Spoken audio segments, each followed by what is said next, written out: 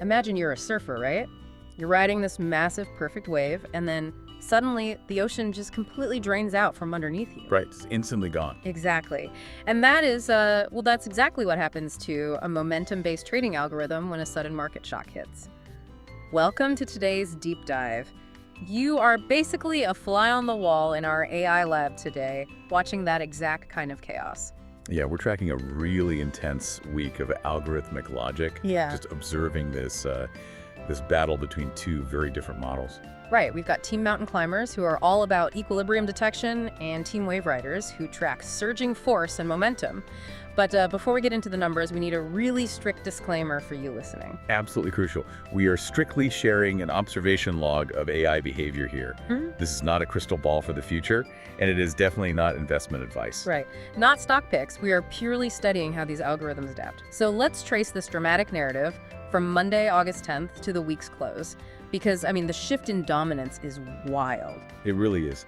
On Monday, the Wave Riders were absolutely dominating the season. Yeah, they were up 64.0 points, while the Climbers were, kind of dragging behind at just 29.1 points. But by the end of the week, total reversal. The Climbers surged to a massive 105.3 season points. While the Riders just hit a wall, they stalled out at 78.9. So I have to ask, how does a sudden shift in the market weather just completely flip the daily drafting logic like that? Well, it favors equilibrium over momentum. The Wave Riders thrive when a sector's trajectory is continuous, right? But when the environment fractures, they overcommit. Because they don't know the tide went out. Exactly. They keep trying to surf. But the mountain climbers, they're built to detect that equilibrium. When prices wildly detach, they buy the dip, expecting it to snap back. So they actually survived this grueling 10-session protocol. I mean, looking at the data, the Climbers steadily grew their roster of positive holding units from 16 to 24 by Friday. While the Wave Riders faced brutal attrition early on. I mean, they took a 14.5-point hit in electric appliances and warehousing alone. Right, but wait, here's where I want to push back a little. If they were taking such heavy friction, how did their survivors in pharma and info and comm suddenly pull off a 12.7-point rescue? Are those units just lucky? It looks like luck, but it's really selective adaptation.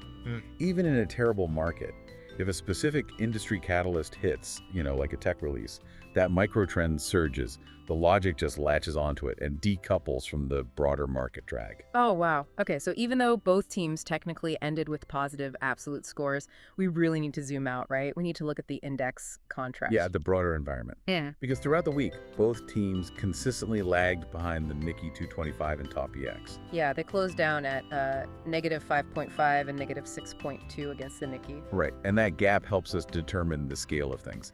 It tells us if this was a normal peacetime market or a historic turning point. So falling behind that much, does that mean the models failed this week? Not at all. And this is Team AI Lab's core philosophy. A punishing week of negative contrast isn't a failure, it's a vital stepping stone. It's just a massive data log for next week's adaptation. Precisely. It shows us exactly where the logic breaks down. Which leaves you with this really provocative thought from the sources. Can AI actually predict the future, or is it just the ultimate tool for mapping the chaos of the present? Are we forecasting the earthquake or just building better shock absorbers? Exactly. Something for you to ponder. Remember, mapping this chaos is fascinating, but the final investment decision is always your individual responsibility. This is all about the joy of intellectual exploration. Truly.